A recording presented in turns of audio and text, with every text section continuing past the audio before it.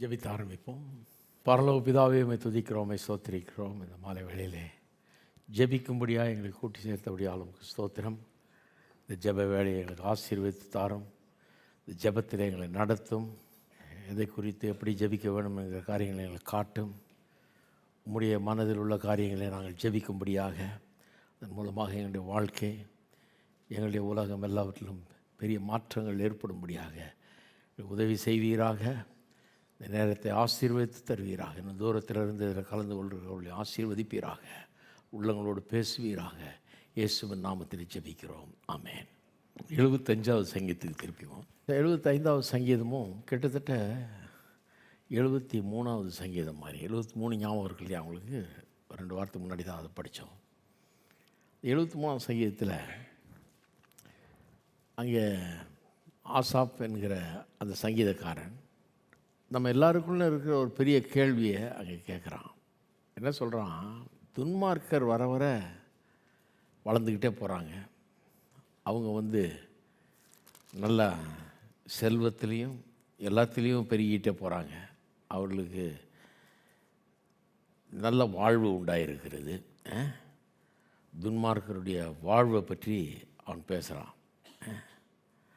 அவர்களுக்கு எந்த நோயும் இல்லை, அவர்களுக்கு எந்த பண கஷ்டம் இல்லை, எதுவும் இல்லை, எல்லாம் நல்லா இருக்கிறாங்க. ஒரு மாரல் வேர்ல்டில், அதாவது நீதி நியாயம் இருக்கிற உலகத்தில், கடவுள் நீதி நியாயம் உள்ளவர், அப்படிப்பட்ட ஒரு உலகத்தை உண்டாக்கி இருக்கிறார்னா, நீதி நியாயம் இங்கே இருக்கும்னா, நல்லவன் இல்லை நல்லா இருக்கணும், கெட்டவன் எல்லாம் அழிஞ்சு போகணும். தலைகீழாக இருக்குதே, கெட்டவன் நல்லா இருக்கிறான், அவன் பெருகிட்டே போகிறான், நல்லவன்லாம் கஷ்டப்பட்டுட்டு இருக்கிறானே அப்படிங்கிற கேள்வி எல்லாருக்குள்ளேயும் இருக்கிறது இல்லையா? அது முக்கியமான ஒரு கேள்வி. கடைசியில் என்ன சொல்கிறான்? அவன் பெரிய பணக்காரன் ஆகிட்டு போகிறத பார்த்து எனக்கு பொறாமையே வந்துருச்சுன்றான். ஏன்னா அவன் நல்லா இருக்கிறானேன்னு பொறாமப்பட ஆரம்பிச்சிட்டேன். அப்புறம் தான் தேவனுடைய ஆலயத்துக்கு நான் போனேன். அங்கே போன பிறகு தான் அவனுடைய உண்மை நிலை என்னங்கிறது எனக்கு ஒரு வெளிச்சம் வந்தது. அப்புறம் தான் நினச்சேன், ஐயோ இவனை பார்த்து பொறாமப்படக்கூடாது, பரிதாபப்படணும். அவன் பரிதாபமான நிலையில் இருக்கிறான், அவன் தப்பாக யோசிச்சுட்டு இருக்கிறான், எல்லாம் பிரமாதமாக இருக்குன்னு. நான் தான் ரொம்ப நல்ல நிலையில் இருக்கிறேன்றது எனக்கு அப்போ தான் விளங்க ஆரம்பிச்சுது அப்படிங்கிறான். படித்தோம் இல்லையா? அருமையான சங்கீதம். கேட்கலன்னா நீங்கள் போய் கேளுங்க, யூடியூப்பில் இருக்குது. 75 கிட்டத்தட்ட அதே மாதிரி தான். 75ஆம் சங்கீதத்தில் கொஞ்சம் வித்தியாசம். அது என்னென்னா, அதே நீதி நியாயத்தை பற்றி தான். உலகத்தில் எவ்வளோ அக்கிரமம் நடக்குது, எவ்வளோ அநீதி நடக்குது, எவ்வளோ பிரச்சனை உலகத்தில். கடவுள் எங்கே? ஏன் நீதி செய்ய மாட்டேன்றார், நியாயம் செய்ய மாட்டேறார்? ஏன் இந்த துன்மார்க்கரெல்லாம் அடித்து நொறுக்க மாட்டேங்கிறாரு? இவ்வளோ அக்கிரமம் நடந்துட்டுருக்குது. கண்ணை பார்க்குற தூரத்துக்கெல்லாம் அவ்வளோ அநியாயம், அவ்வளோ பொய், அவ்வளோ புரட்டு, அவ்வளவு ஏமாத்து வேலை, இவ்வளவு மோசமாக இருக்குது உலகம். இவ்வளோ தீமை செய்கிறவர்கள் இருக்கிறாங்க. பொல்லாதவன்லாம் நல்லா இருக்கிறான். அவன் பாட்டுக்கு வளர்ந்துக்கிட்டே போகிறான் பெருசாக. அவனுக்கு சொல்கிறது தான் நடக்குது, அவனுடைய வாழ்க்கை தான் நல்லா இருக்குது, அவங்க சொல்கிறது தான் எல்லாம் கேட்குறாங்க அப்படிங்கிற ஒரு ஆதங்கம் எல்லாருக்குள்ளேயும் இருக்குது இல்லையா? அதே ஆதங்கத்தை பற்றி தான் இங்கே 75ஆவது சங்கீதத்தில் வாசிக்கிறோம். இங்கே 73 மாதிரி பொறாமை இல்லை, அவனை பற்றி பொறாமைப்படல. அதே சங்கீதக்காரன் தான், ஆசாப் என்கிறவன் தான் எழுதுகிறான் இதையும். ஆனால் இவனுக்கு இங்கே அந்த பொறாமை கேள்வியெல்லாம் இல்லை. இப்போ அவனுக்கு இங்கே அவனுக்கு நிச்சயம் இருக்குது. என்ன நிச்சயம் இருக்குது? கடவுள் உலகத்தை ஆளுகிறத பார்க்கும்போது கொஞ்சம் பஸ்லிங்காக தான் இருக்குது. ஒரு புரிஞ்சுக்கிறது ரொம்ப கஷ்டமாக இருக்குது. ஏன்னா நியாயத்தீர்ப்பு தாமதமாகிறது போல் தெரியுது. இன்னும் கேட்டால் ரொம்ப தாமதமாக நியாயத்தீர்ப்பு வர்ற மாதிரி இருக்குது. பொல்லாதவன் பொல்லாத செஞ்சுக்கிட்டே இருக்கிறான், போய்கிட்டே இருக்குது. எவ்வளோ நாள் தான் காத்திருக்கிறது? அப்போ நியாயத்தீர்ப்பு ரொம்ப தாமதமாகிறத பார்க்கும்போது நம்மளுக்கு புரிஞ்சுக்கிறது ரொம்ப கஷ்டமாக இருக்குது. ஆனால் கர்த்தர் சமீபமாக இருக்கிறார். அவனுக்கு ஒரு நிச்சயம் இருக்குது. இங்கே கொஞ்சம் வித்தியாசமாக இருக்கான் இந்த சங்கீதத்தில். கர்த்தர் இருக்கிறாரு, அவர் நிச்சயமாக இருக்கிறாரு, அவர் இன்னும் கேட்டால் சமீபமாக இருக்கிறார். அவருடைய நியாய தீர்ப்புகள் ரொம்ப டைம்லி, ரொம்ப சரியான நேரத்தில் சரியான காரியத்தை செய்கிறவர் அவர் அப்படிங்கிறது அவனுக்கு தெரியுது. துன்மார்க்கர் கண்டிப்பாக தண்டனை பெறுவார்கள். அவருடைய அக்கிரமங்களுக்கான தண்டனை கண்டிப்பாக அவர்களுக்கு தரப்படும் என்கிற நிச்சயம் அவனுக்கு இருக்குது. 73ல் அந்த நிச்சயம் இல்லை. அவனை பார்த்து இவன் பொறாமல் போட்டுட்டு இருக்கிற அளவுக்கு இருந்தான். அவனுடைய ஆவிக்குரிய நிலைமையே வேறு மாதிரி இருந்தது. துன்மார்க்கனுடைய வாழ்வை பார்த்து இவனுக்கு பொறாமையாயிடுச்சு. தேவனுடைய ஆலயத்துக்கு போன பிறகு தான் விளங்குச்சு. இங்கே ஒரு நிச்சயம். அந்த நிச்சயத்தை இங்கே வெளிப்படுத்துகிறான். கடவுள் எல்லாத்துக்கும் மேலே உட்காந்துட்டு இருக்கிறாரு, பார்த்துக்கிட்டு இருக்கிறாரு. ஒன்றும் தெரியாமல் இல்லை கடவுளுக்கு. நமக்கு தான் புரியுறது கொஞ்சம் கஷ்டமாக இருக்குது. ஏன்னா உடனடியே நியாயம் தீர்க்க மாட்டேங்கிறாரு, ரொம்ப லேட் பண்ணுறாரு. அது ஏன் லேட் பண்ணுறாருக்கெல்லாம் காரணம் இருக்குது, பைபிள்லேயே சொல்லியிருக்குது. அதெல்லாம் நியாயமான காரணங்கள் இருக்குது, ரொம்ப அற்புதமான காரணங்கள். அதை பார்க்கும்போது கடவுளை இன்னும் நம்ம பாராட்டுவோம். அதை நான் காமிக்கிறேன் உங்களுக்கு, பாராட்டுவோம். ஆனால் மற்றவங்களுக்கு அது பசிலிங்காக இருக்குது, ஒரு மாதிரி புரியாத ஒரு புதிராக இருக்குது. ஏன் இவ்வளோ தாமதிக்கிறாரு, இத்தனை நாள் தப்பு பண்ணுறான், அவனை போட்டு தலையே போட வேணாமா அப்படின்னு யோசிக்கிறோம் நம்ம. ஆனால் அவர் பாட்டுக்கு பொறுமையாக இருக்கிறாரு. வருஷ கணக்கில் தப்பு பண்ணிகிட்டு இருக்கிறாங்க, காலாகாலமாக அக்கிரமம் பண்ணிகிட்ருக்காங்க, பேசாமல் இருக்கார். ஆனால் எனக்கு ஒன்று தெரியும் அப்படின்றான். கடவுள் வந்து நியாயம் தீர்க்கிறவர், சரியான நேரத்தில் நியாயம் தீர்க்கிறவர், சரியாக நியாயம் தீர்க்கிறவர். துன்மார்க்கர் ஒருபோதும் தப்பவே முடியாது என்கிற நிச்சயம் உண்டு என்கிற ஒரு காரியத்தை இந்த சங்கீதத்தில் அவன் வெளிப்படுத்துகிறான். இந்த சங்கீதத்தில் இங்கே வர்ற வசனங்களுக்கு 2 பேரலல் பேசேஜஸ் இருக்குது. அதாவது இது போலவே வேறு சில வசனங்கள் இருக்கிறது. இன்னும் கேட்டால் அந்த 1 சாமுவேலில் பார்த்திங்கன்னா முதலாவது பேரலல் பேசேஜ் என்னென்னா 1 சாமுவேல் 2ஆம் அதிகாரம் 1 முதல் 10 வசனம். அவ்வளோத்தையும் வாசிக்க போகிறதில்ல, நான் 2-3 வசனம் வாசிக்கிறேன். 1 சாமுவேல் 2ஆம் அதிகாரம் 3ஆம் வசனமும் அப்புறம் 6லேருந்து 8 வாசிக்கிறேன். இங்கே வந்து அன்னாள் ஜெபம் பண்ணுறதை பார்க்குறோம். அன்னாள் வந்து ஜெபம் பண்ணுறதை பார்க்குறோம். அவளை வந்து பிள்ளை இல்லாதனால அவளை ஒரு மாதிரி ஏளனமாக பார்க்குறாங்க, ஏளனப்படுத்துகிறார்கள் எல்லாம். அவள் ரொம்ப தாழ்ந்த நிலையில் இருக்கிறாள், ரொம்ப தாழ்ந்தவளாக எண்ணுகிறாள் தன்னை. அப்படிப்பட்ட ஒரு சூழ்நிலை. சிலர்லாம் ரொம்ப பெருமையாக பேசிக்கிறாங்க, ஏன்னா அவங்களுக்கு பிள்ளை இருக்குது, எல்லாம் இருக்குது. அதனால் அவங்க ரொம்ப பெருமையாக பேசுகிறாங்க. இவ்வளோ பிள்ளை இல்லாதனால இவ்வளோ அந்த கல்ச்சரில் பிள்ளை இல்லைன்னா ஒரு குறை மாதிரி அது. அதனால் பிள்ளை இல்லைன்னா உனக்கு ஏதோ கோளாறாக்கும் அப்படிங்கிற மாதிரி பேசி அவளை மட்டுப்படுத்துகிறார்கள். அப்போ அந்த சூழ்நிலையிலேருந்து பேசுகிறா. 3ஆம் வசனம் பாருங்கள். இனி மேட்டுமையான பேச்சை பேசாதிருங்கள், அகந்தையான பேச்சு உங்கள் வாயிலிருந்து புறப்பட வேண்டாம். கர்த்தர் ஞானமுள்ள தேவன், அவர் செய்கைகள் யதார்த்தமாய் இருக்கிறது. அதாவது கர்த்தரை இப்போ கண்டுக்கிட்டாவ, கர்த்தர்கிட்டேருந்து நன்மை அனுபவிச்சிருக்கிறா, கண்டுக்கிட்டா. கர்த்தர் ஞானமுள்ள தேவன், யாரும் பெருமையாக பேசாதீங்க, அகந்தையாக பேசாதீங்க அப்படிங்கிறாரு. அந்த மாதிரி வார்த்தையில் புறப்பட வேண்டாம் உங்கள் வாயிலிருந்து. அவருடைய செய்கைகள் யதார்த்தம் அல்லவோ, சரியான காரியத்தை சரியான நேரத்தில் செய்கிறவர் அவர் அப்படிங்கிறத பேசுகிறார். 6லேருந்து வாசிக்கிறேன். கர்த்தர் கொல்லுகிறவரும் உயிர்ப்பிக்கிறவருமாய் இருக்கிறார், அவரே பாதாளத்தில் இறங்கவும் அதிலிருந்து ஏறவும் பண்ணுகிறவர். கர்த்தர் தரித்திரமடைய செய்கிறவரும் ஐஸ்வர்யம் அடைய பண்ணுகிறவருமாய் இருக்கிறார், அவர் தாழ்த்துகிறவரும் உயர்த்துகிறவரும் ஆனவர். இந்த வசனங்களெல்லாம் எடுத்து திருச்சி பேசுகிறது நிறைய பேர் பேசுவாங்க. எதுக்கு பேசுவாங்கன்னா, இது சாதாரணமாக இது ஒருத்தர் வந்து கேட்டார், என்னையா நீங்கள் பெருசாக கர்த்தர் ஆசீர்வதிப்பார் நீங்கள் சொல்லியிருக்குது, கர்த்தர் என்ன பண்ணுறாரு, தாழ்த்துறாராம் நிறைய பேரை, சிலரை உயர்த்துறாரு. அப்படி தான் அது. கர்த்தர் வந்து சிலரை தாழ்த்துறாரு. பைபிளில் இருக்குதியா, நான் காமிக்கிறேன் வசனம் அப்படின்னு 1 சாமுவேல் 2க்கு திருப்புறது. கர்த்தர் சிலரை தாழ்த்துறாருன்னு இருக்குது, நான் காமிக்கிறேன் அப்படிம்பாங்க. அது மட்டும் இல்லை, தரித்திரமடைய செய்கிறார், இன்னும் சிலரை ஐஸ்வர்யம் அடைய பண்ணுகிறார். அப்போ சிலருக்கு ஐஸ்வர்யம் கிடைக்குது, சிலருக்கு தரித்திரம் கிடைக்குது. தான் கடவுளுடைய இது வழி அப்படின்னா கிடையாது, கிடையாது. இது என்னத்தை பற்றி பேசுகிறாள், பெருமையாக இருக்கிறாங்க பாருங்கள் ஜனங்க. அவங்க மேலே எப்படி நியாய தீர்ப்பு வருது இந்த உலகத்தில், கர்த்தர் எப்படி நியாயம் தீர்க்கிறார், தண்டிக்கிறார் பல நேரங்களில், அதை பற்றி பேசுகிறார். அப்போ என்ன சொல்கிறா, வீணா வார்த்தைகளை பயன்படுத்தாதீங்க, ரொம்ப பெருமையாக பேசாதீங்க, கர்த்தர் ரொம்ப கரெக்டாக செய்கிறவர், அவர் பார்த்துக்கிட்டே இருக்கார், வீணா பேசாதீங்க. ஏன்னா ரொம்ப பெருமையாக இருக்கிறவன், அவன் பெரிய உயரத்தில் இருக்கிறான், பெரிய பணக்காரனாக இருக்கிறான், பெரிய உயரத்தில் இருக்கிறான்னு நினச்சிக்கிட்டு பெருமை பேசுகிறான்னு நாளைக்கு ஏழையாக இருக்கிறான், அவனை கீழே கொண்டு வர முடியும் கர்த்தர்.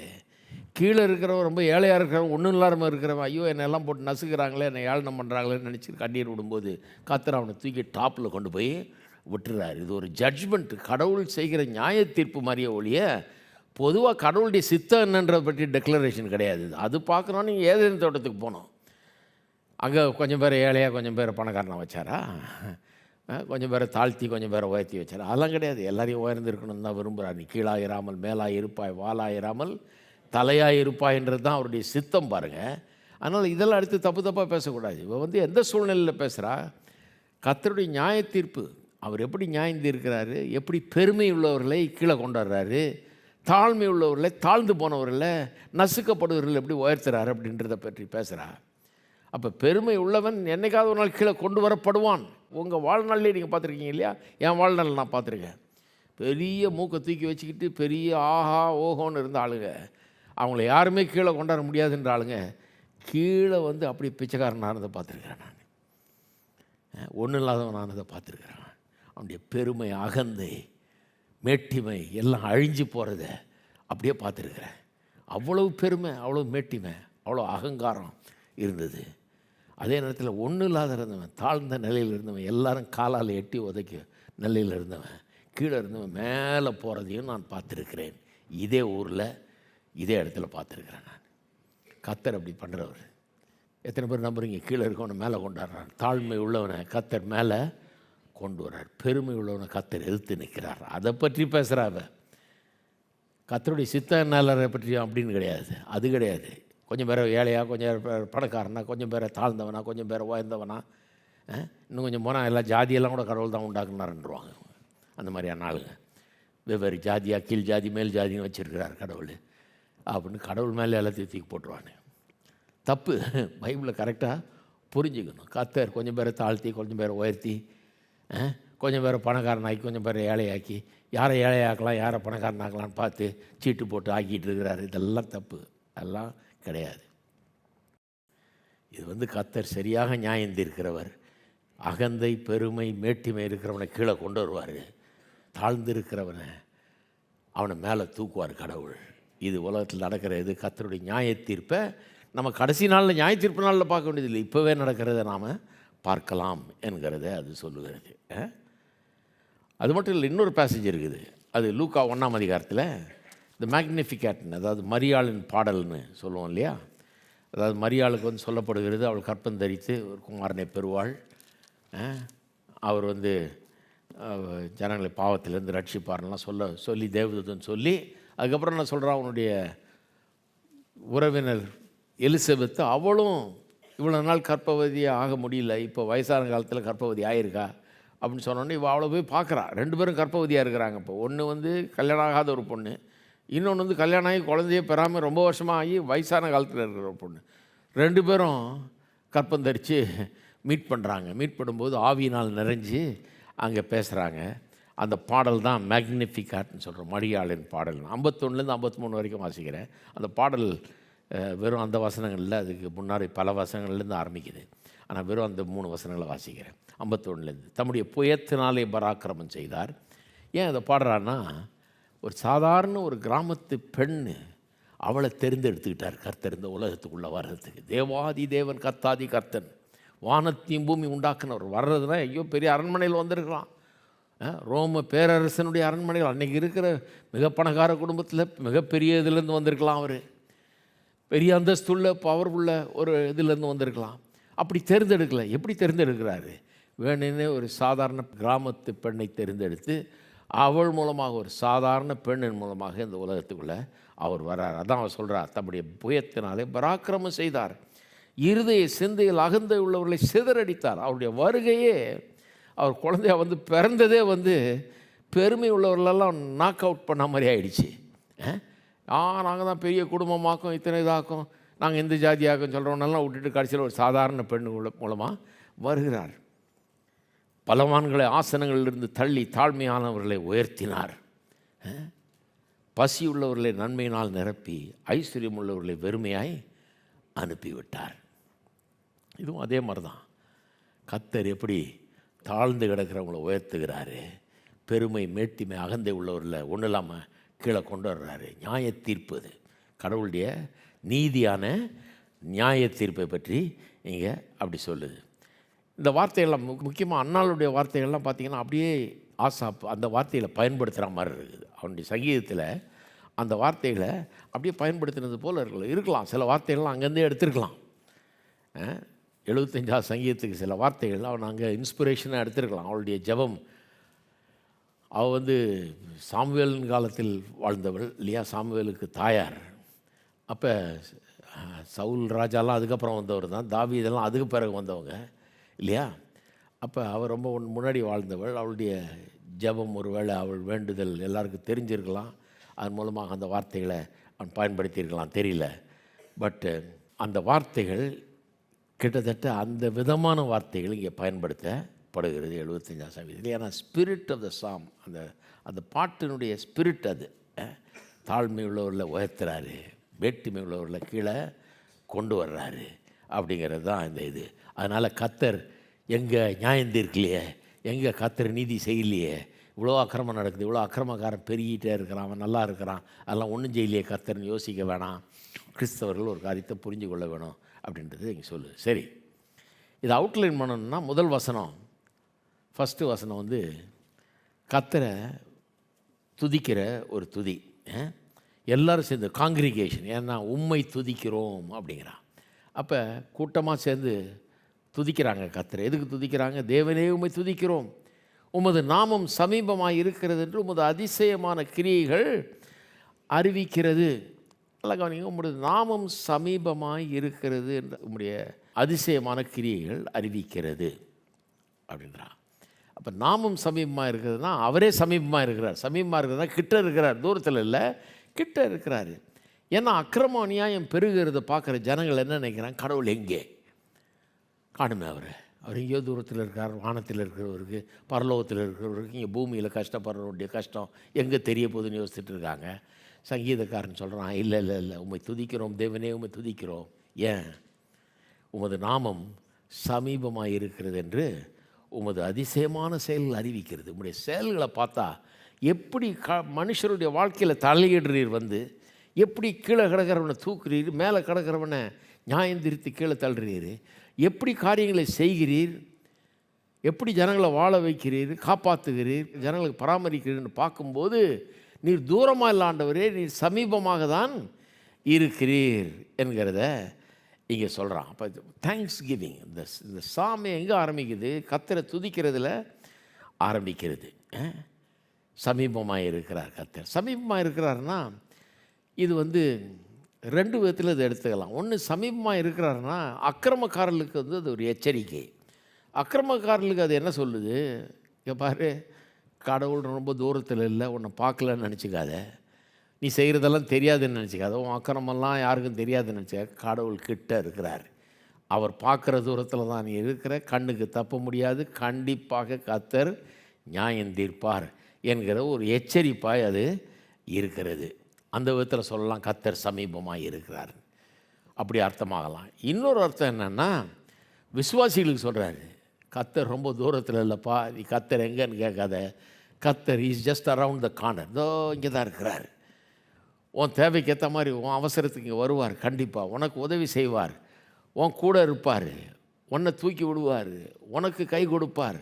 ரொம்ப தூரத்தில் இல்லை, அவர் எல்லாத்தையும் அறிஞ்சவராக இருக்கிறார், ரொம்ப கிட்டவே இருக்கிறார் என்கிற அந்த அர்த்தத்துலேயும் சொல்லப்பட்டிருக்கு. அப்போ ரெண்டு விதத்துலையும் சொல்லப்பட்டிருக்குது. பொல்லாதவனுக்கு ஒரு எச்சரிக்கை, கர்த்தர் கிட்ட இருக்கிறார், பார்த்துக்கிட்டே இருக்கார், ஜாக்கிரதையார், கண்டிப்பாக நியாயத்தீர்ப்பு வரும்ங்கிறத சொல்லுகிறது. இன்னொன்று, விசுவாசிகளுக்கு ஒரு பெரிய ஆறுதல். அது என்ன?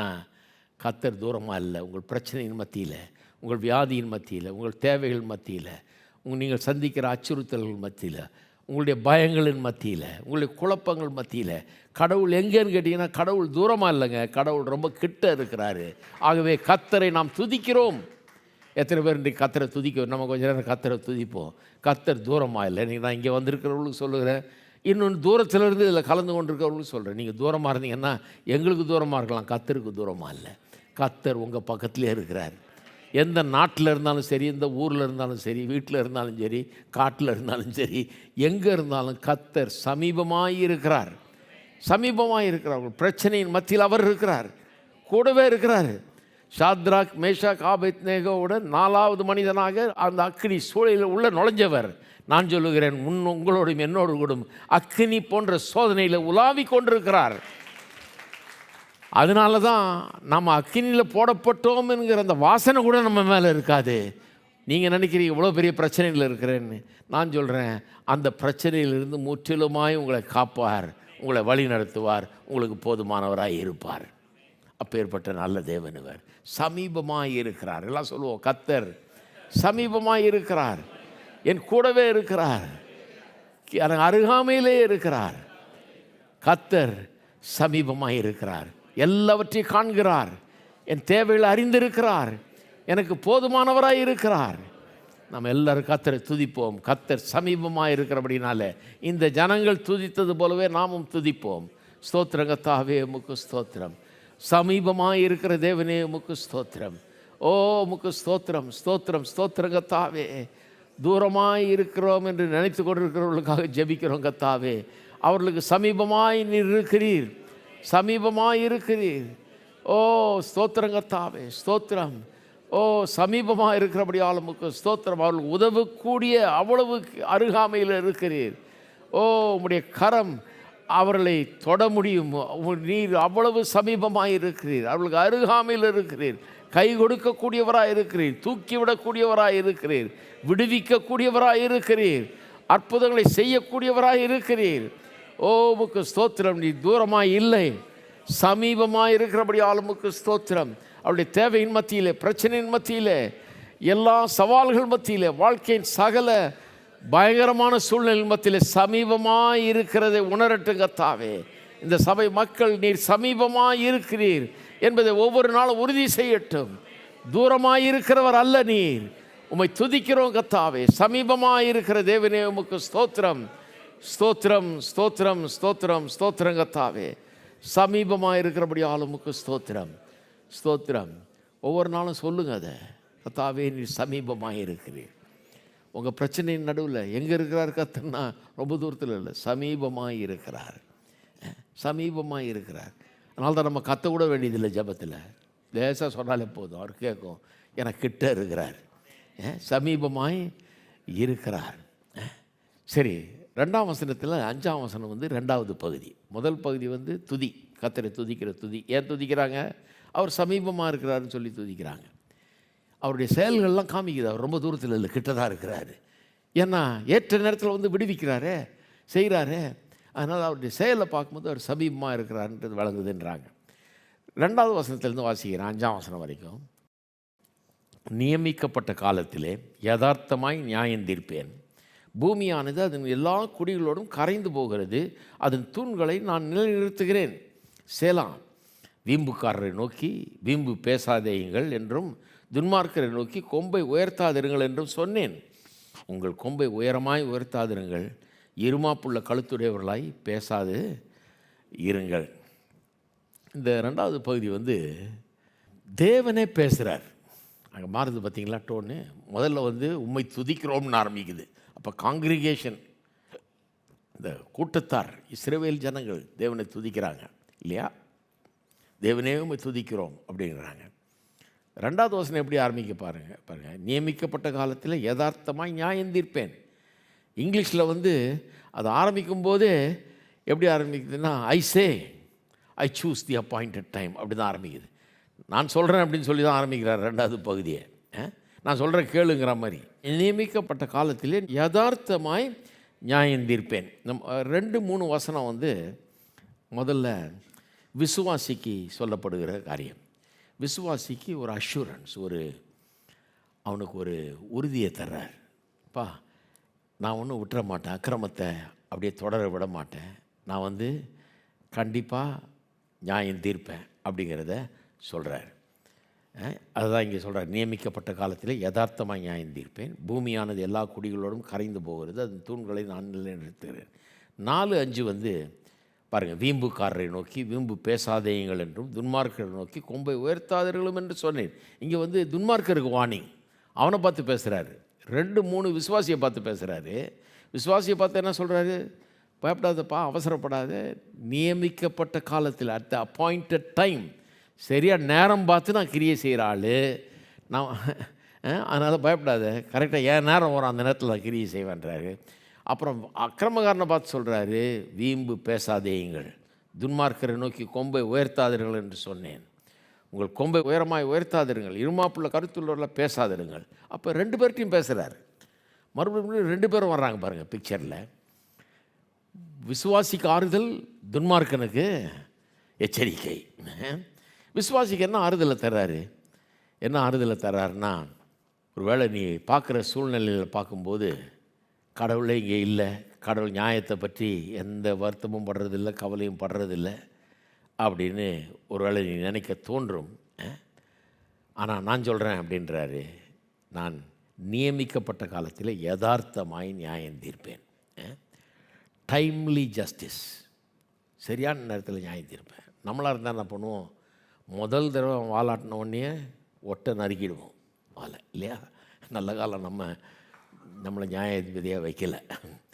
முதல் தடவை அவன் தொலைஞ்சான், கொஞ்சம் பண்ண உடனே தலை தூக்க விட மாட்டோம். கர்த்தர் அப்படிப்பட்டவர் இல்லை பாருங்கள். அவர் ரொம்ப வெயிட் பண்ணுறார். நம்மளை மாதிரி இது பண்ணுறதில்ல, ரொம்ப வெயிட் பண்ணி தான் நியாயம் தீர்க்கிறார்.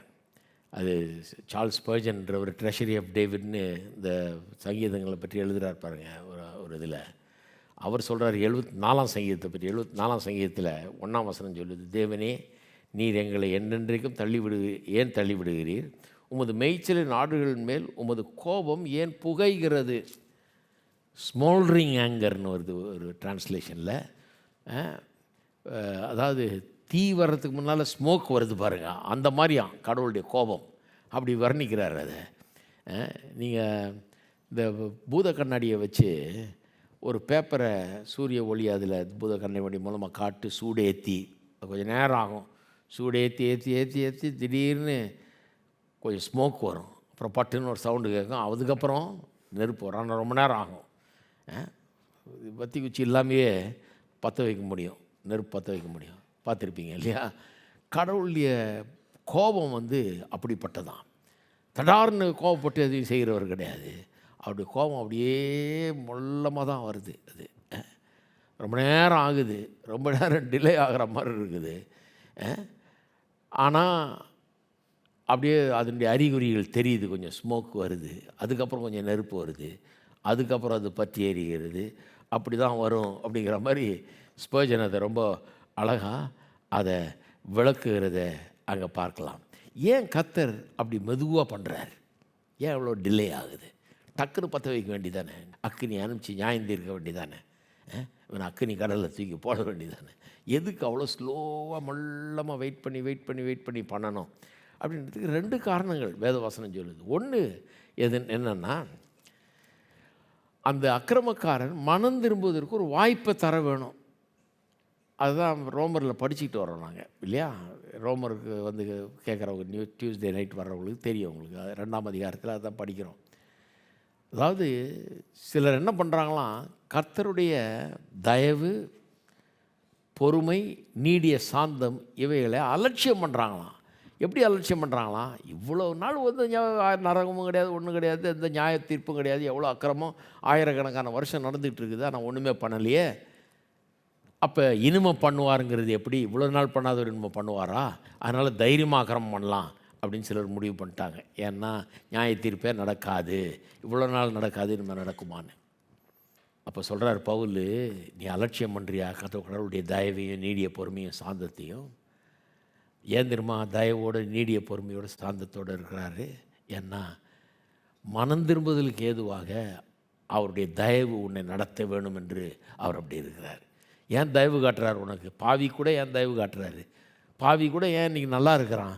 ஏன்னா எப்படியாவது அந்த பாவி கூட ஒரு நாள் உணர வேண்டும், கர்த்தர் நல்லவர், அவனை நேசிக்கிறாரு, அவனை அழிக்க அவருக்கு விருப்பம் இல்லை, காத்துக்கிட்டு இருக்கிறாரு, மனம் திரும்புவதற்காக காத்துக்கிட்டு இருக்கிறாருன்றதை உணர்ந்து கர்த்தரிடத்தில் திரும்ப வேணும்னு சொல்லி தான் அவ்வளோ பொறுமையாக இருக்கிறாராம். இது ஒரு காரணம். இதை நம்ம நிறைய படிச்சிட்டோம் ரோமரில், இல்லையா? 2வது காரணம் ஒன்று சொல்லப்படுகிறது. 2வது காரணம் என்ன? அதாவது 2வது காரணம் என்ன? அவனுடைய பொல்லாத கிரியைகள் முடிவடைய வேண்டும், முழுமைக்கு வர வேண்டும். so that his evil might have time to work out itself and come to full fruition. full fruitionனா முழுமையான நிலைமைக்கு அந்த கேடுகள், அந்த பொல்லாப்புகள், அந்த பாத்திரம் நிரம்பி வழியணும். அப்போ தான் கடவுள் ஆக்ஷன் எடுப்பேன்றார். நம்ம முதல் சொட்டிலே ஆக்ஷன் எடுத்துருவோம். அவர் என்ன சொல்கிறாரு? பண்ணட்டும், பரவாயில்ல, நான் காத்திருக்கிறேன்னு சொல்லி அவர் காத்திருக்கிறார். ஏன்? இது கொஞ்சம் கஷ்டம் புரிஞ்சுக்கிறது. ஏன் அப்படி காத்திருக்கணும்? அவன் பாட்டுக்கு அக்கிரமம் பண்ணிகிட்டு இருக்கிறான், நான் காத்திருக்க போகிறேன்னு என்ன அர்த்தம்? அதுக்கு ஒரு பெரிய எக்ஸாம்பிள் பைபிள்லேயே இருக்குது. அமோரியர் அப்படின்னு ஒரு கூட்ட ஜனங்கள் இருந்தாங்க இல்லையா? அந்த அமோரியரை பற்றி வேதவாசனம் சொல்லுது. கர்த்தர் ஆபிரகாமுக்கு 15ஆம் அதிகாரத்தில் ஆதியாகமத்தில் அவனுக்கு சொல்கிறார், நடக்க போகிற காரியங்களை பற்றி சொல்கிறார். அதாவது இவனுடைய சந்ததியார் 400 வருஷம் போய் எகிப்தில் அடிமைகளாக இருப்பாங்கன்றதை சொல்கிறாரு. அதுக்கப்புறம் மிகுந்த ஆஸ்தியோடு அவர்களை வெளியே கொண்டு வருவேன்றாரு. அந்த தேசத்தை உன் சந்ததிக்கு கொடுப்பேன்றார். வெளியே வந்து அந்த தேசத்தை போய், கானான் தேசத்தை போய் சுதந்திரிப்பீர்கள் அப்படிங்கிறார். அப்போ அந்த தேசத்தை சுதந்திரிப்பேன்னு சொன்னவர் ஏன் அவர்கள் உடனே சுதந்திரிக்க முடியா பண்ணல? ஆபிரகாம் காலத்திலே சுதந்திரிக்க முடியா பண்ணல. என்ன சொல்கிறாரு? 400 வருஷத்துக்கு பிறகு இது நடக்க போகுதுன்றார். ஏன் அவ்வளோ வருஷத்துக்கு பிறகு அது நடக்கணும்? 15ஆம் அதிகாரம் ஆதியாகமம் 16ஆம் வசனம் சொல்லுது, 4ஆம் தலைமுறையிலே அவர்கள் இவ்விடத்துக்கு திரும்ப வருவார்கள். கானான் தேசத்துக்கு எப்போ திரும்ப வருவாங்களாம்? எகிப்துக்கு போனாங்க எல்லாரும் யோசேப்பின் காலத்தில். எப்போ திரும்ப வருவாங்க, சுதந்திரிக்க போகிறாங்கன்ற 4ஆம் தலைமுறையில் இவ்விடத்துக்கு திரும்ப வருவார்கள். ஏனென்றால், ஏன் காரணம் சொல்கிறார், எமோரியருடைய அக்கிரமம் இன்னும் நிறைவாகவில்லை. அவங்க அக்கிரமம் நிறைவாகிற வரைக்கும் வெயிட் பண்ணுறார். எவ்வளோ அக்கிரமம் செய்ய முடியுமோ அவ்வளோ செய்யிட்டோம். அப்புறம் தண்டிக்கும் போது வாயை பேச முடியாது. சிலர் இன்றைக்கி நியாய தீர்ப்பை பற்றி பல விதமாக பேசுகிறாங்க. நரகம், அது என்ன நரகம்? உண்மையான நல்ல தெய்வமாக இருந்தால் அவர் நரகத்துக்கு அனுப்ப முடியாது, அப்படி அனுப்பலாமா? ஆனால் நான் சொல்கிறேன், அது நடக்கிற அந்த நாளில் ஒரு ஆள் கூட வாயை திறக்க முடியாது. அதனால தான் அவ்வளோ காத்துட்ருக்கிறார். எவ்வளோ சான்ஸ் கொடுக்கணுமோ அவ்வளோ சான்ஸ் கொடுத்து, எவ்வளோ வாய்ப்புகள் கொடுக்கணுமோ அவ்வளோ கொடுத்து, சொந்த குமாரனை அனுப்பி சிலுவையில் மரிக்க செய்து, பாவத்தையும் சாபத்தையும் சுமக்க செய்து, இவ்வளவெல்லாம் பண்ணி, சுவிசேஷத்தை உலகம் முழுக்க அனுப்பி, இந்த நற்செய்தியை கேட்கும்படியாக செஞ்சு, ஆவியானவரை கொண்டு கிரியை செய்து எல்லாம் பண்ணிவிட்டு அப்படியே மனம் திரும்பலன்னா அப்புறம் வாயே திறக்க முடியாது. இவ்வளோ காலம் காத்திருந்த பிறகு அந்த நியாய தீர்ப்பு வரும்போது ஒரு ஆள் கூட வாயை திறந்து இது நியாயமா அப்படின்னு கேட்க வாயே வராது அன்னைக்கு. ஏன்னா அவர் அதை பண்ணும்போது அது நியாயமாகத்தான் இருக்கும். எமோருடைய அக்கிரமம் இன்னும் நிறைவாகவில்லை. அதனால தான் 4 தலைமுறைக்கு அப்புறம் போங்கன்றார். அங்கே போவாங்க அவங்கன்றார். ஏன்? அந்த எமோரியர், அந்த கானானியர் பாருங்கள், அந்த கானானிய தேசத்தை அவங்க தான் கூட. இந்த கானானியரை பற்றி போய் வாசித்து பாருங்களேன், ஏதாவது என்சைக்ளோபீடியா மாதிரி இதில் வாசித்து பாருங்கள். அவங்க மாதிரி ஒரு பொல்லாத ஜனங்களை வாசிக்க நீங்கள் கேட்டிருக்கவே மாட்டீங்க. அவங்கள ஏன் அங்கேருந்து துரத்தினாருன்றதுக்கு நீங்கள் அதை வாசித்தீங்கனால நல்ல காலம் துரத்தினார் இருப்பீங்களே அப்படிம்பீங்க. அவ்வளோ மோசமான ஆளுங்க அவங்க. ஆனால் அவன் அங்கே இருக்க விடுறாரு. ஏன் இருக்க விடுறாருன்னு இன்னொரு இடத்துல சொல்கிறாரு. அவன் தான் வீடு கட்டினான், அவன் தான் கிணறு நோண்டினான், அவன் தான் தோட்டத்தை நட்டான், விவசாயம் பண்ணான், எல்லாம் பண்ணான். பாலும் தேனும் ஓடுற தேசத்தில் அவன் தான் உட்காந்துட்டு எல்லாத்தையும் அனுபவிச்சுட்டு இருக்கிறான். அவனை அனுபவிக்க விடுறாரு கர்த்தர். ஏன் அதுக்கு சொல்கிறாரு, இல்லைன்னா இங்கே சிங்கம் புலி கரடியெல்லாம் வந்து காடாயிடுவது, உனக்காக ரெடி பண்ணி வச்சிட்டு இருக்கேன். இதை இவன்டெல்லாம் டெவலப் பண்ணி வைக்கிட்டோம், அப்புறம் வந்து உனக்கு அதை தர்றேன். துன்மார்க்கனுடைய ஆஸ்தியை எடுத்து நீதிமானுக்கு கொடுக்க போகிறேன். இந்த மாதிரி பல முறை நடந்திருக்குது பாருங்கள். கர்த்தர் அவர் என்ன செய்கிறாருன்னு அவருக்கு தெரியும், நம்மளுக்கு தான் புரிய மாட்டேங்குது. 4 தலைமுறை முடிச்சு போட பிறகு வருவீங்கன்றார். ஏன்னா அவனுடைய அக்கிரமம் அப்போ நிறைவாக இருக்கும். அவன் அந்த டைரெக்ஷனில் தான் போவான், திருந்த மாட்டான். போக போக அக்கிரமம் பண்ணிட்டே தான் போவான். அவனுக்கு எவ்வளோ வாய்ப்பு கொடுக்குமோ கொடுக்க போகிறேன். அவனுடைய அக்கிரமம் நிறைவாகட்டும், அப்புறம் அவனை எஜெக்ட் பண்ணுவேன், வெளியே தூக்கி எறிவேன். அப்போ அவனை விரட்டி அடிக்கிறது சரியான வேலை அப்படின்றார். அப்போ எப்பேற்பட்ட ஒரு கர்த்தர் பாருங்கள். அவனுடைய அக்கிரமம் நிறைவாகிறதுக்கு அவர் காத்துட்ருக்கிறார். யாத்திராமம் 9ஆம் அதிகாரத்தில் அதை பற்றி இன்னும் சொல்லியிருக்கு பாருங்கள். யாத்திராமம் 9ஆம் அதிகாரம் 16ஆம் வசனம் பாருங்கள். அது ரோமர் 9:17 அது ரெஃபர் பண்ணப்படுகிறது. என்னுடைய வல்லமை உன்னிடத்தில் காண்பிக்கும்படியாகவும் என் நாமம் பூமியிலெங்கும் பிரஸ்தாபமாகும்படியாகவும் உன்னை நியமிப்பேன். இது பார்வோனை பற்றியது. ஒரு எக்ஸாம்பிள் வந்து அமோரியர் அந்த தேசத்தில் இருக்கிறாங்க. 4 தலைமுறைக்கு பிறகு ஆபிரகாமின் பிள்ளைகள் வந்து அதை ஆக்கிபை பண்ணுவாங்கன்றாரு. ஏன்னா அவளுடைய அக்கிரமம் இன்னும் நிறைவாகலைன்றாரு. இன்னொரு எக்ஸாம்பிள் வந்து பார்வோன்னு அந்த முதல் தடவை வாதையை அனுப்பினப்பவே ஜனங்களை போன்னு சொல்லியிருக்கலாம். 10 முறை இருதயத்தை கடினப்படுத்தி கொள்கிறான். கடைசியில் எல்லா தலைச்சன் பிள்ளைகளும் சாகுது, அவன் பிள்ளையே சாகுதுன்றாங்க. அதெல்லாம் போன பிறகு தான் அவனுக்கு அறிவே உண்டாகிறது. அதுக்கப்புறம் தான் போக விடுறான். அது கூட வேண்டா வெறுப்பாக தான் போக விடுறான். அவனை பற்றி இங்கே சொல்லப்பட்டிருக்கு பாருங்கள். என்னுடைய வல்லமையை உன்னிடத்தில் காண்பிக்கும்படியாகவும் என் நாமம் பூமியிலெங்கும் பிரஸ்தாபமாகும்படியாகவும் உன்னை நிலைநிறுத்தினேன். உன்னை எஸ்டாப்ளிஷ் பண்ணதே நான் தான்றாரு. சூப்பர் பவராக எகிப்து தேசத்தை கொடுத்து உனக்கு அதில் ராஜாவாக்கி உன்னை இவ்வளோ பெரிய உலகத்திலே நம்பர் 1 பவராக உன்னை உருவாக்குனதே நான் தான். ஏன்னா நீ எவ்வளோ பொல்லாதவன் எனக்கு தெரியும். நீ பொல்லாதவனாக தான் இருப்ப, திருந்த மாட்டேன்னு தெரியும். ஆனால் உன்னுடைய திருந்தாத உன்னுடைய குணத்தை வச்சு, உன் கடின உள்ளத்தை வச்சு விடமாட்டேன்னு சொல்லி 10 முறை வாதை அனுப்பிச்சாலும் விடமாட்டேன்னு சொல்கிற ஆளை அவனை வச்சு தான் என்னுடைய வல்லமையை முழுமையாக காட்ட முடியும். அதனாலேயே உன்னை நிலைநிறுத்தினேன்றார். என்ன மாதிரி வசனம் பாருங்கள். அப்போ கர்த்தர் பார்வோன் மாதிரி சில ஆளுகளை நிலைநிறுத்துகிறார், எஸ்டாப்ளிஷ் பண்ணுறார் இந்த பூமியில் அவங்கள. நீங்கள் அவரை எஸ்டாப்ளிஷ் பண்ணுறதை பார்த்து நீங்கள் பயந்துடக்கூடாது. ஐயோ, கடவுள் இருந்தால் அப்படி நடக்குமா? நியாயமான கடவுள் இருந்தால் இந்த மாதிரி ஆளெல்லாம் எஸ்டாப்ளிஷ் பண்ண விடுவாங்களா? கடவுள் அவனை முளையிலேயே கிள்ளி எறியணுமே. இவனை அவர் தான் எஸ்டாப்ளிஷ் பண்ணிகிட்டு இருக்கிறார். ஏன்னா அவனை கொண்டு தான் தன்னுடைய பலத்தை முழுமையாக காட்ட முடியும். அவன் எவ்வளோ டஃப்பாக இருக்கிறானோ, எவ்வளோ இப்போ கடவுளுக்கு விரோதியாக இருக்கிறானோ அவ்வளோக்கு அவ்வளோ இவருக்கு நல்லது. ஏன்னா அவ்வளவுக்கு அவ்வளவு அவருடைய மகிமையை அவர் வெளிப்படுத்தலாம். அப்போ அதனால தான் டிலே. இதுதான் விசுவாசிகளுக்கு அவர் சொல்கிறார். டிலேயை பார்த்து ஏமாந்துடாதீங்கன்றார். நியமிக்கப்பட்ட காலத்திலே கடவுளுக்கு தெரியும் டைம் டேபிள், எப்போ பண்ணணும், எதை பண்ணணும், எப்போ பண்ணால் கரெக்டாக இருக்கும், எப்போ பண்ணால் அவருடைய பர்பஸ் சர்வ் ஆகும். நம்ம என்ன பண்ணுறோம்? கர்த்தாவே இன்றைக்கே ஆகணும். இப்போ ஜெபம் பண்ண கண்ணை திறக்கிறதுக்குள்ளே எனக்கு ஆகணும்னு நினைக்கிறேன். சொல்ல இல்லை, டைம் என்கிட்ட விட்டுரு, டைமிங் என்கிட்ட விட்டுரு. ஏன்னா உனக்கு டைமிங் அவ்வளோ தெரியாது, ஞானம் கிடையாது, விட்டுரு என்கிட்ட. டைமிங்கை நான் தீர்மானிச்சுக்கிறேன்றார்.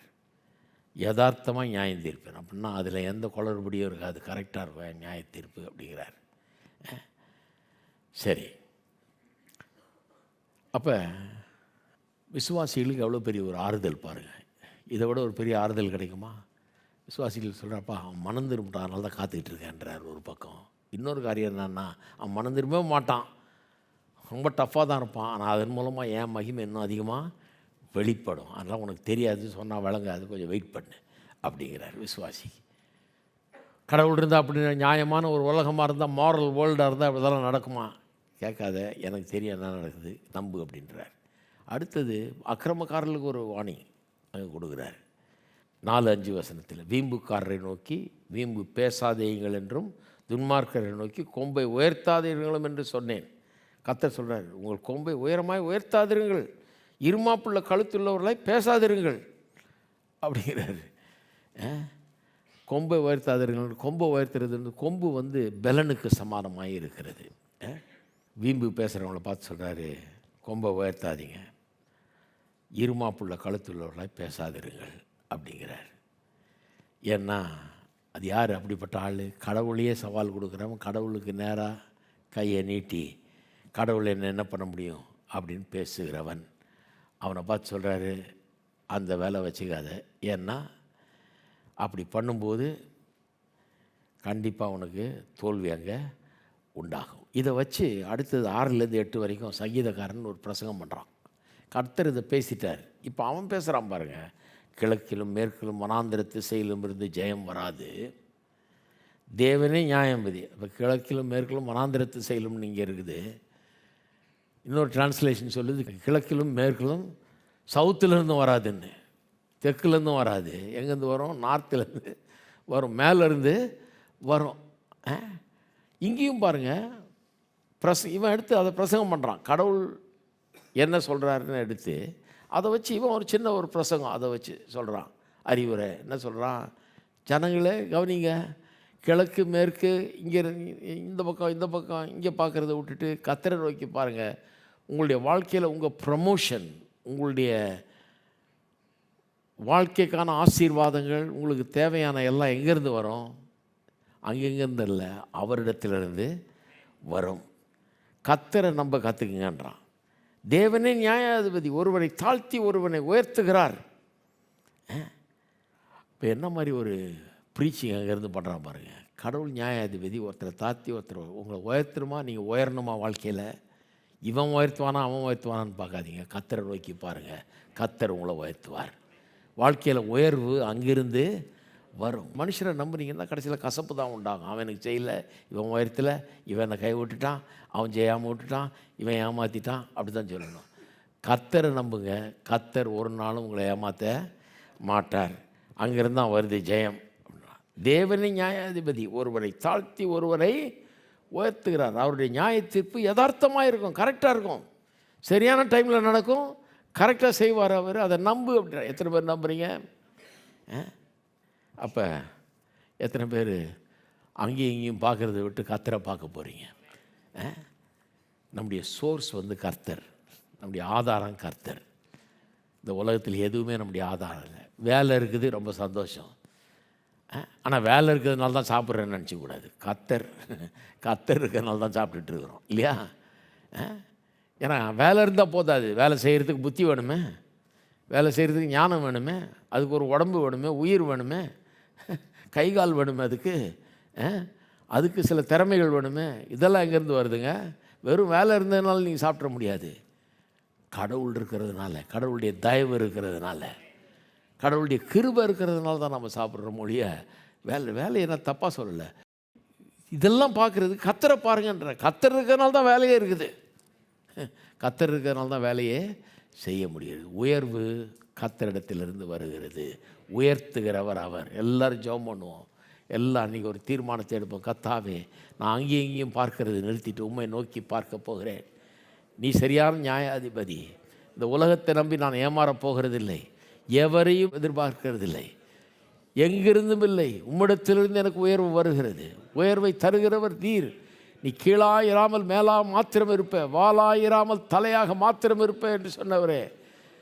அப்படி ஆக்குகிறபடியாக உமக்கு ஸ்தோத்திரம். வாழ வைக்கிறவர் நீர், வாழ்வை தருகிறவர் நீர், நியாயத்தை செய்கிறவர் நீர். அநியாயத்தின் மத்தியில், அநியாய உலகத்தில் நான் வாழ்ந்து கொண்டிருந்தாலும் எனக்கு நியாயத்தை செய்கிற நல்ல தேவனாய் நீர் இருக்கிறபடியால் உமக்கு ஸ்தோத்திரம். யதார்த்தமாய் நியாயந்தீர்க்கிறவர் நீர், சரியாய் நியாயந்தீர்க்கிறவர். சரியான நேரத்தில், சரியான விதத்தில் என்னுடைய வாழ்க்கையில் எல்லாவற்றையும் நீர் செய்து தருகிறபடியால் உமக்கு ஸ்தோத்திரம். வாய்க்க பண்ணுகிறபடியால் உமக்கு ஸ்தோத்திரம். காரியங்களை சாத்தியமாக்குகிறபடியால் உமக்கு ஸ்தோத்திரம். நடத்துகிறபடியால் உமக்கு ஸ்தோத்திரம். உடைய ஞானத்துக்காக ஸ்தோத்திரம், உடைய கிருபைக்காக உமக்கு ஸ்தோத்திரம், உடைய பலத்துக்காக உமக்கு ஸ்தோத்திரம், நீர் கொடுத்த சுகத்துக்காக ஸ்தோத்திரம். உமக்காக உழைக்க, ஜீவிக்க, காரியங்களை செய்ய எனக்கு நீர் கொடுத்த எல்லா ஆதாரங்களுக்காக உமக்கு ஸ்தோத்திரம் கர்த்தாவே. எல்லாவற்றையும் நான் உம்மிடத்திலிருந்து பெற்றேன். நான் உண்டாக்கினது ஒன்றுமே கிடையாது. நீர் எனக்கு எல்லாவற்றையும் தந்திருக்கிறீர். திறமையை தந்திருக்கிறீர், தரிசனத்தை தந்திருக்கிறீர், நோக்கத்தை தந்திருக்கிறீர், ஆற்றலை தந்திருக்கிறீர், அறிவை தந்திருக்கிறீர், ஞானத்தை தந்திருக்கிறீர், விவேகத்தை தந்திருக்கிறீர். எல்லாத்தையும் நீர் கொடுக்கிறவர். நீரே மகிமைப்படுவீராக. கர்த்தரிடத்திலிருந்து வருகிறது உயர்வு என்பதை இயேசுவின் நாமத்திலே இன்றைக்கு நான் அறிவிக்கிறேன்.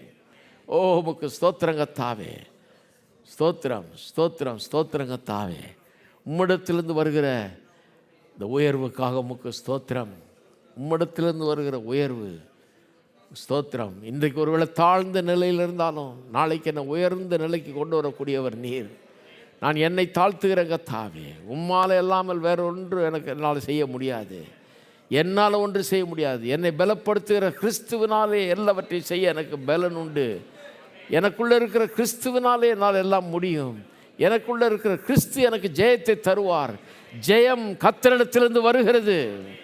உமக்கு ஸ்தோத்திரம், ஸ்தோத்திரம், ஸ்தோத்திரம் கர்த்தாவே. உம்மிடத்திலிருந்து வருகிற ஜெயத்துக்காக உமக்கு ஸ்தோத்திரம். ஜெயத்துக்காக உமக்கு ஸ்தோத்திரம் கர்த்தாவே. ஸ்தோத்திரம், ஸ்தோத்திரம், ஸ்தோத்திரம் கர்த்தாவே. அப்போ ஒரு சின்ன பிரசங்கம் பண்ணுறான். அடுத்து சொல்கிறான், கலங்கி பொங்குகிற மதுபானத்தினால் நிறைந்த பாத்திரம் கர்த்தருடைய கையில் இருக்கிறது. இப்போ நியாயத்தீர்ப்பை பற்றி பேசுகிறான். அந்த நியாயத்தீர்ப்பை வந்து த கப் ஆஃப் ராத், கர்த்தரின் கோபத்தின் பாத்திரம்ங்கிற விதத்தில் பேசுகிறான். கர்த்தருடைய கையில் இருக்குது, அதிலிருந்து பார்க்கிறார். பூமியிலுடைய துன்மார்க்கர் யாவரும் அதன் வண்டல்களை உறிஞ்சி குடிப்பார்கள். முதல்ல விசுவாசிக்கு சொல்லிட்டான், உன்னுடைய நல்வாழ்வு வந்து அங்கேருந்து இங்கேருந்து வர்றதில்லை, கர்த்தரிடத்திலேருந்து வருது. அவரே நியாயாதிபதி. ஒருத்தனை தாழ்த்தி ஒருத்தனை உயர்த்துகிறவர் அவர். இன்றைக்கி தாழ்த்தி இருந்தீங்கன்னா கர்த்தரை நம்பு. தாழ்ந்த நிலையில் இருந்தால் கர்த்தரை நம்பு. உயர்ந்த நிலையில் இருந்தால் கர்த்தருக்கு நன்றியாரு. கர்த்தரை தான் அங்கே கொண்டு வந்தவர். தாழ்ந்த நிலையில் இருந்தால் உயர்ந்த நிலைக்கு வருவேங்கிறத விசுவாசி. கர்த்தரை நம்பு. கர்த்தர் நடத்துவார். கர்த்தர் கொண்டு வருவார். கர்த்தரால் கூடாத காரியம் ஒன்றும் கிடையாது. முதல்ல விசுவாசிக்கு சொல்லிவிட்டு அப்புறம் அக்கிரமக்காரனை பார்த்து சொல்கிறான். கர்த்தருடைய கையில் கலங்கி பொங்குகிற மதுபானத்தினால் நிறைந்த பாத்திரம் இருக்கிறது. அதிலிருந்து வார்க்கிறார். பூமியில் உள்ள துன்மார்க்கர் யாவர் முதல் வண்டல்களை குடிப்பார்கள். இந்த பானம் மாதிரி டிஸ்கிரைப் பண்ணுறதுங்கிறது வேதத்தில் நிறைய இடத்துல வருது. அது cup of the wrath of God.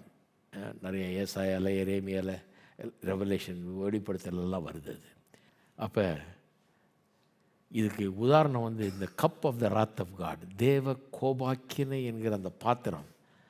அதில் அதன் வண்டல்களை உறிஞ்சி குடிப்பாங்கன்னா அது அடிமண்டி வரைக்கும் ஒரு சொட்டு விடாமல் குடிப்பாங்களாம் ஒரு நாள் துன்மார்க்கர். அவ்வளோத்தையும் குடிப்பாங்க. அந்த அந்த தேவ கோபாக்கினை என்கிறத ஒரு சொட்டு விடாமல் கடைசி சொட்டு வரைக்கும் அதனுடைய அடிமண்டி வரைக்கும் எல்லாம் குடிப்பாங்க அப்படிங்கிறார். அப்படி தான் நடக்குதுன்றதுக்கு எத்தனை ஆதாரம் வேணும் உங்களுக்கு சரித்திரத்தில்? நான் சொல்கிறேன், பார்வோனை பாருங்கள். பார்வோன் என்ன சொன்னான் மோசேகிட்ட? மோசே என்னை ஜனங்களை போக விடுன்னு சொன்னப்போ அவன் என்ன சொன்னான்? யார் உன் கடவுள்? அவர் பேர் என்ன? அவருக்கு ஏன் நான் கீழ்ப்படியணும்?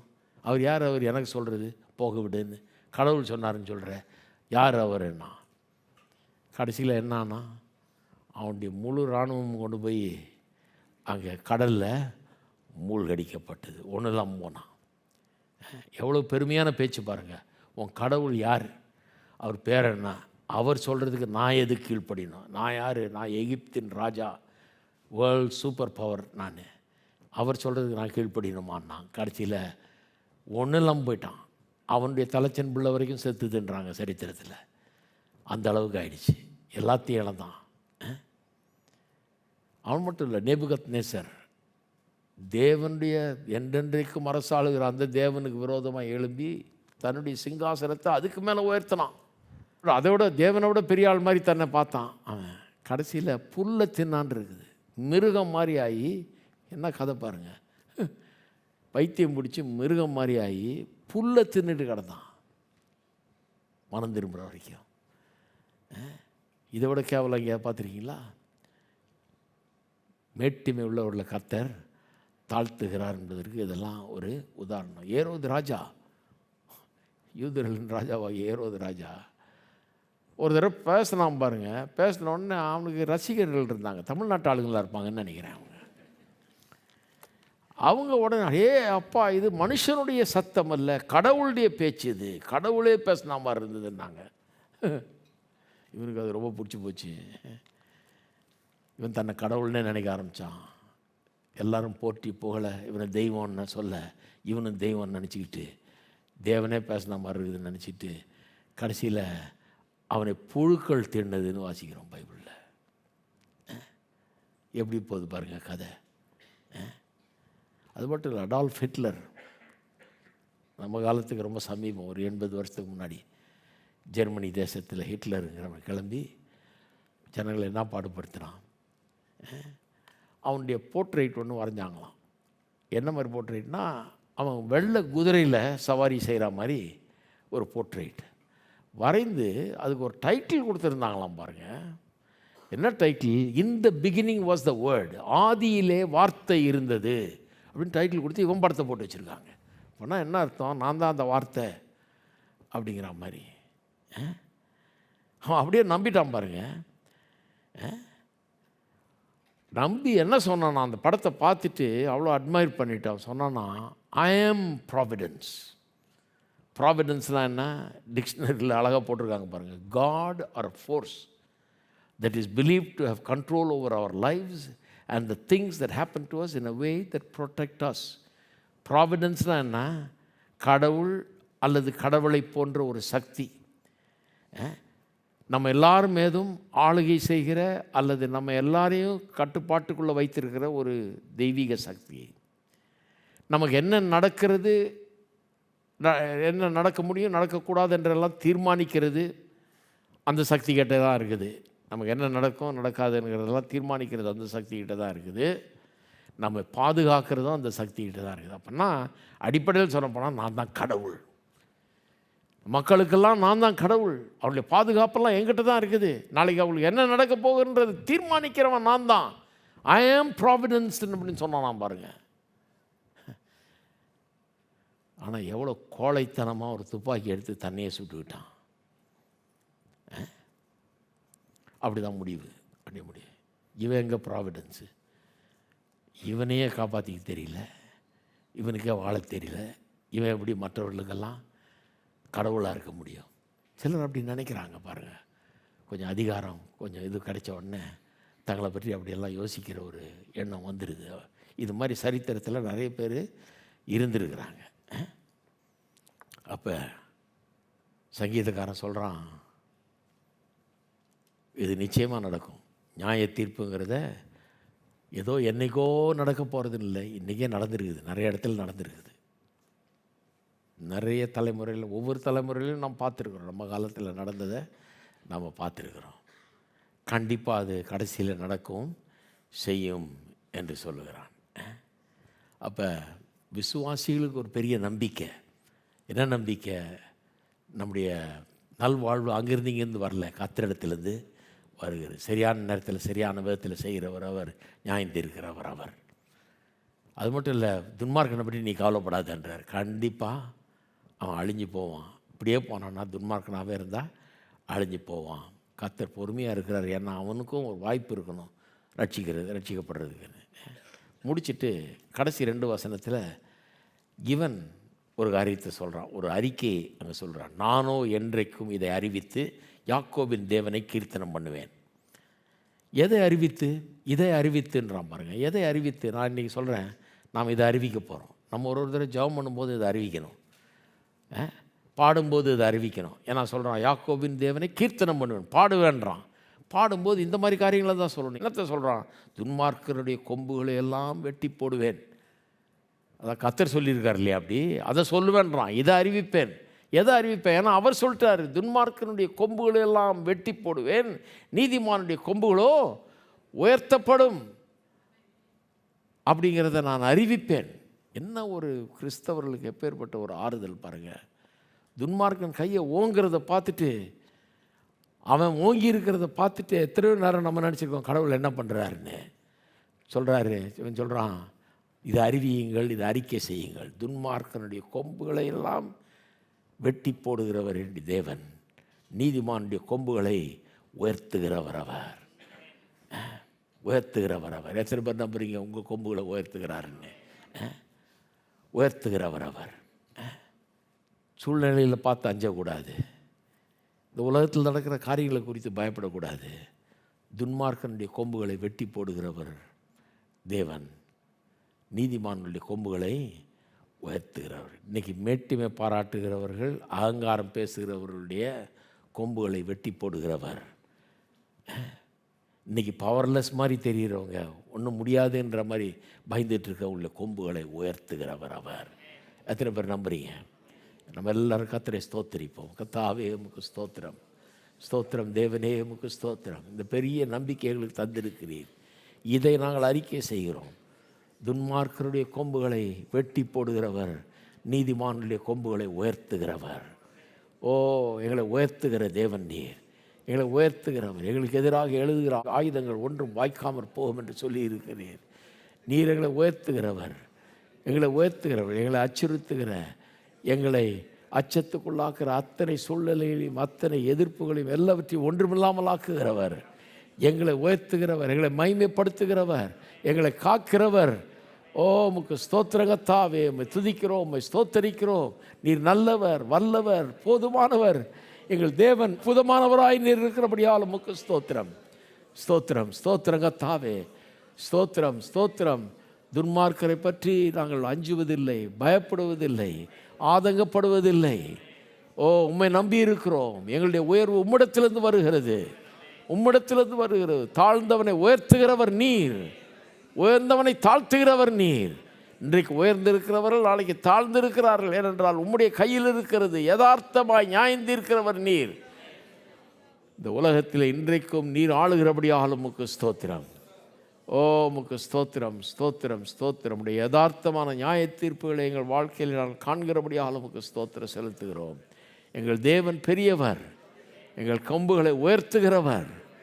துதிக்கிறவங்க தாவே உமக்கு ஸ்தோத்திரம், ஸ்தோத்திரம், ஸ்தோத்திரம், ஸ்தோத்திரங்க தாவே உமக்கு ஸ்தோத்திரம். இதை நாம் அறிக்கை செய்கிறோம். இதுதான் நம்முடைய அறிக்கை. இதைத்தான் பாடணும். நம்முடைய வெற்றியை பாடணும். துன்மார்க்கனுடைய தோல்வி நம்முடைய வெற்றி. இதுதான் நம்முடைய பாடல். இதை வச்சு அழுதுகிட்டு இருக்கக்கூடாது. கெட்டவன்லாம் நல்லா இருக்கான், நல்லவன்லாம் கஷ்டப்படுறான். நிறைய கிறிஸ்தவர்கள் அப்படிப்பட்ட கிறிஸ்தவங்களாக இருக்கிறாங்க. நல்லவனுக்கு காலம் இல்லையா? இது நல்லவன்லாம் கஷ்டப்பட வேண்டியதுதான், கெட்டவன்லாம் ஓஹோன்னு இருக்கிறான். கிறிஸ்தவம் அப்படி பேசக்கூடாது. கிறிஸ்தவம் அப்படி பேசலாம். இதுதான் நம்முடைய பாட்டு, இதுதான் நம்முடைய அறிக்கை, இதுதான் நம்முடைய பாடல், இதுதான் நம்முடைய கொண்டாட்டம்.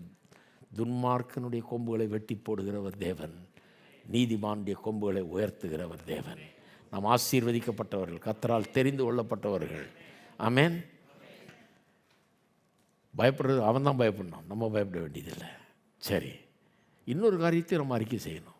அது இங்கே மறைஞ்சிருக்குது, அவ்வளோ ஓப்பனாக இல்லைங்க, மறைஞ்சிருக்குது. என்னது அது? 8ஆம் வசனத்தை சொல்கிறான் இல்லையா? கலங்கி பொங்குகிற மதுபானம் நிறைந்த பாத்திரம் கர்த்தருடைய கையில் இருக்கிறது. ராத், த கப் ஆஃப் ராத். தேவ கோபாக்கினேன் அந்த பாத்திரத்தை பற்றி சொல்லியிருக்குது இல்லையா? அந்த தேவ கோபாக்கினேன் பாத்திரம் பயங்கரமான பாத்திரம் பாருங்கள். தேவ கோபாக்கினைங்கிறது, இதை அருந்துவார்களாம் துன்மார்க்கர். ஒரு சொட்டு விடாமல் எல்லாத்தையும் அருந்தி ஆகணும், அந்த மாதிரி அருந்துவாங்க. ஆனால் அவர்களுக்கு ஒரு நல்ல செய்தியை சொல்ல விரும்புகிறேன். துன்மார்க்கத்தில் வாழுகிறவர்களுக்கு ஒரு நல்ல செய்தி. ஏன்னா நான் சொல்லுகிறேன், சுவிசேஷம், கிறிஸ்துவின் சுவிசேஷம்னு சொல்லுது, நீங்கள் அதை அருந்த தேவையில்லை, அதிலிருந்து தப்பிக்கலாம். அதிலிருந்து முற்றிலுமாக இன்றைக்கே தப்பிக்கலாம். எப்படி தப்பிக்கிறது? ஆண்டவராக இயேசுவின் பேரில் நம்பிக்கையை வையுங்க. அந்த துன்மார்க்க வாழ்க்கையிலிருந்து கர்த்தர் திருப்புவார், மனதை மாற்றுவார், உள்ளத்தை மாற்றுவார், புது வாழ்வை தருவார், ரட்சிப்பை தருவார், அதிலிருந்து விடுவிப்பார். அப்படிப்பட்ட துன்மார்க்க நிலையிலிருந்து கர்த்தர் விடுவிப்பார். எப்படி தப்பிக்கிறது? அதுக்காக தான் அவர் என்ன பண்ணார், இந்த உலகத்துக்கு வந்து இந்த துன்மார்க்கருக்கென்று கர்த்தருடைய கோபாக்கினை வைக்கப்பட்டிருந்தது பாருங்கள், அந்த பாத்திரம். அந்த பாத்திரத்தை அவர் பானம் பண்ணியிருக்கிறார். ஒரு சொட்டு விடாமல் கல்வாரி சிலுவையில் அதை அவர் அருந்தினார். அவர் எடுத்துக்கொண்டார் அதை. ஏன்? அவரை விசுவாசிக்கிற ஒவ்வொருவரும் ரட்சிப்பின் பாத்திரத்தை எடுத்துக்கொண்டு தேவனை தொழுகலாம் என்று தான் 116ஆம் சங்கீதம் சொல்லுது. ரட்சிப்பின் பாத்திரத்தை எடுத்துக்கொண்டு நாங்கள் தேவனை தொழுது கொள்வோம்னு 116:13 வாசிக்கிறோம். நம்முடைய பாத்திரம் வந்து ரட்சிப்பின் பாத்திரம். நான் சொல்கிறேன், துன்மார்க்கமாக இருக்கிறவர்கள், துன்மார்க்க நிலையில் இருக்கிறவர்கள் கூட இன்றைக்கி நம்பிக்கை கிறிஸ்தவ சபை போதிக்கிறது. ஒருவராவது கூட அந்த பாத்திரத்தில் பானம் பண்ண வேண்டிய அவசியம் இல்லை. எல்லாரும் அதிலேருந்து தப்பி வைக்கலாம். எல்லாரும் தப்ப வேணும் என்பது தான் கர்த்தருடைய வாஞ்சை. அதனால தான் பொறுமையாக இருக்கிறாரு. அதனால தான் துன்மார்க்கன் ஓஹோன்னு இருக்கிறான். இன்றைக்கும் கையால் ஆகாத ஒரு கர்த்தர் அப்படிங்கிறதுனால அல்ல. இன்றைக்கி ஏன் துன்மார்க்கன் நல்லா இருக்கிறான்? அவன் மனம் திரும்ப வேணும்னு கர்த்தர் அவனுக்கு தயவு காட்டுறார். கர்த்தருடைய தயவு. நான் சொல்கிறேன், அப்படிப்பட்டவர்கள் மனம் திரும்புங்கள், மனம் திரும்புங்கள். உங்களுடைய அந்த கோபாக்கனின் பாத்திரத்தை அவர் அருந்தி விட்டார். ஒரு சொட்டு விடாமல் அவர் குடிச்சிட்டார். தான் மேல் அதை ஏற்றுக்கொண்டார். தேவனுடைய கோபாக்கினை தன்னுடையதாக்கி கொண்டார். தேவனுடைய கிருபை, தேவனுடைய அன்பு உங்களுக்கு வந்து கிடைக்கும்படியாக. ஆமென். இப்போ நம்ம எல்லாரும் எழுந்து நிற்போம். நம்ம எல்லாரும் கரங்களை உயர்த்தி கர்த்தரை ஸ்தோத்தரிப்போம், ஜெபிப்போம். கர்த்தர் நமக்கு கொடுத்திருந்த மாபெரும் நம்பிக்கைக்காக நம்ம கர்த்தரை ஸ்தோத்தரிப்போம், கர்த்தரை துதிப்போம். ஸ்தோத்திரங்க தாவே, கர்த்தாவே, உங்களுடைய பிள்ளைகளுக்கு கொடுத்திருக்கிற அந்த நம்பிக்கைக்காக உமக்கு ஸ்தோத்திரங்க தாவே. நியாயம் எங்கே இருக்குது? நீதி எங்கே இருக்குது? நியாயம் செய்கிறவர் எங்கே என்று எண்ணிக்கொண்டிருக்கிறவர்களுக்கு இன்றைக்கு பேசினபடியால் உமக்கு ஸ்தோத்திரம். நீர் நீதியாய் எல்லாவற்றையும் செய்கிறவர், யதார்த்தமாய் நீதி செய்கிற தேவன் நீர். ஏற்ற நேரத்தில், சரியான நேரத்தில், சரியான விதத்தில் எல்லாவற்றையும் செய்கிறவர். ஓ உமக்கு ஸ்தோத்திரம். நீதிமான்களை ஒருபோதும் மறப்பதில்லை, கைவிடுவதில்லை. எங்களுக்கு சமீபமாய் நீர் இருக்கிறபடியால் உமக்கு ஸ்தோத்திரம். எங்களோடையே நீர் இருக்கிறபடியால் உமக்கு ஸ்தோத்திரம். நீதிமான்களை உயர்த்துகிற தேவனே உம்மை துதிக்கிறோம், துதிக்கிறோம், துதிக்கிறோம் கர்த்தாவே. துதிக்கிறோம், துதிக்கிறோம், துதிக்கிறோம். இன்றைக்கு பலவிதமான அச்சுறுத்தல் மத்தியில், பலவிதமான பிரச்சனைகள் மத்தியில், துன்மார்க்கருடைய அக்கிரமங்களின் மத்தியில் வாழ்ந்து கொண்டு கஷ்டப்பட்டு கொண்டிருக்கிற மக்களுக்காக ஜெபிக்கிறோம் கர்த்தாவே. ஓ ஒருபோதும் கர்த்தர் எங்கே தூரமாகி விட்டார் என்று அவர்கள் எண்ணாதபடிக்கு சமீபமாயிருக்கிறீர் என்பதை உணரச் செய்வீராக. ஓ அவர்களுக்கு சமீபமாக இருக்கிறபடியால் உமக்கு ஸ்தோத்திரம். அவர்களோடு இருக்கிறபடியால் உமக்கு ஸ்தோத்திரம், ஸ்தோத்திரம், ஸ்தோத்திரம், ஸ்தோத்திரம். தானியேலோடு சிங்க கெபியில் இருந்தவர், சாத்ராக் மேஷாக் ஆபேத்நேகோடு அந்த அக்கினி ஜுவாலையில் இருந்தவர், எங்களோடு இந்த உலகத்திலே எல்லா கஷ்டங்கள் மத்தியில், பிரச்சனைகள் மத்தியில், போராட்டங்கள் மத்தியில், அக்கினி போன்ற சோதனைகள் மத்தியில், சிங்க கெபிகளில் நீர் எங்களோடு கூட இருக்கிறபடியால் உமக்கு ஸ்தோத்திரம். சிங்கங்களின் வாய்களை கூட கட்டி போடுகிற தேவனே உமக்கு ஸ்தோத்திரம், ஸ்தோத்திரம் கர்த்தாவே. எங்களுக்கு ஜெயத்தை தருகிறவரே உமக்கு ஸ்தோத்திரம். எங்களுடைய எதிர்காலம், எங்களுடைய நம்பிக்கை இந்த உலகத்தின் பேரில் கிடையாது, எவர் பேர்லையும் கிடையாது, உன் பேரில் நாங்கள் வைக்கிறோம் கர்த்தாவே. நீர் பெரியவர், நீர் நல்லவர், நீதி நியாயம் செய்கிறவர், அற்புதமாய் நடத்துகிறவர். நாங்கள் உம்முடைய கரத்தில் இருக்கிறோம். நீர் எங்களை ஆசீர்வதிக்கிறபடியால் உமக்கு ஸ்தோத்திரம். எங்களை நீர் உயர்த்துகிறவர். இன்றைக்கு தாழ்ந்திருக்கிறவர்கள் கூட நாளைக்கு உயர்ந்திருக்க முடியும். உம்மை நம்பி, உம்மை நம்பி, உம்மை பற்றி கொண்டிருக்க எங்களுக்கு உதவி செய்வீராக. உயர்த்துகிற தேவன், கீழாயிராமல் மேலாக்குகிற தேவன், வாலாயிராமல் தலையாக்குகிற தேவன். ஸ்தோத்திரம் கர்த்தாவே. அது உம்முடைய கையில் இருக்கிறது, உம்முடைய வல்லமையில் இருக்கிறது. அது நீதியான நியாயத்தீர்ப்பு செய்கிற தேவன் நீர். ஸ்தோத்திரம், ஸ்தோத்திரம், ஸ்தோத்திரம்.